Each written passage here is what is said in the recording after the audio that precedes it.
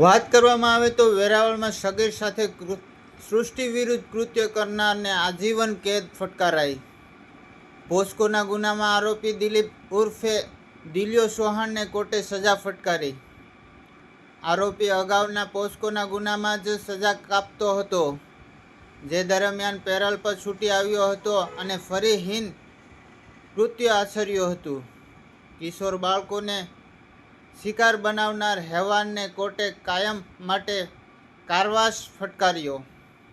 Voice of Una, Hussain Bhadarka.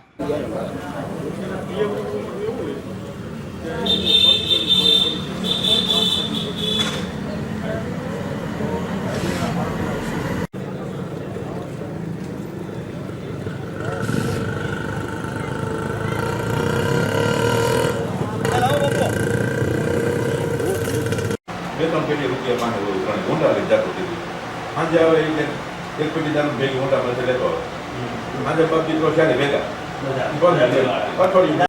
Veraval police સ્ટેશનના railway station વિસ્તારમાંથી આ કામના ભોગ બનનાર બાળકને આ કામના આરોપી દિલીપ ઉર્ફે દુલિયો જે તે વખતે નાસ્તાની લાલચ આપી અને લઈ ગયેલ અને તેની સાથે અભદ્ર વર્તન કરતા હતા તે સંબંધેની ફરિયાદ વેરાવળ પોલીસ સ્ટેશનમાં પીએસઆઈ શ્રી સુવાએ લીધેલ અને આ ગુનાની સમગ્ર તપાસ જે તે વખતના પોલીસ ઇન્સ્પેક્ટર સુનિલ ઈશરાણીએ નોંધેલ અને તેની તપાસના અંતે યોગ્ય પુરાવાઓ એકત્રિત કરી વેરાવળ કોર્ટમાં ચાર્જશીટ કરેલ।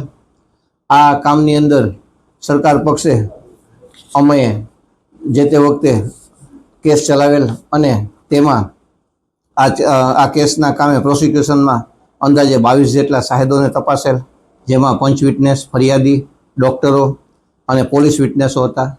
આ જુબાનીઓ દરમિયાન સરકાર પક્ષે જુદા જુદા પુરાવો રજૂ કરેલ અને આ કામના આરોપીએ આ ગુનો પોતે પોક્સોના અન્ય ગુનામાં જેલ કાઢતા હતા તે સમય દરમિયાન જ્યારે તેને પેરોલ અથવા વચગાળાના જામીન મળેલ તે જ સમય દરમિયાન કરેલ આ બનાવ હોય એની ગંભીરતા નામદાર કોર્ટને ધ્યાનમાં મૂકતા કે ભાઈ આ કામનો આરોપી હેબિચ્યુઅલ છે અને સમાજ માટે આવા વ્યક્તિ ખૂબ જોખમી અને બાળકીઓ માટે એક ડર ઊભો કરે તેવા લોકો છે, માટે તેને મહત્તમમાં મહત્તમ સજા કરવી જોઈએ।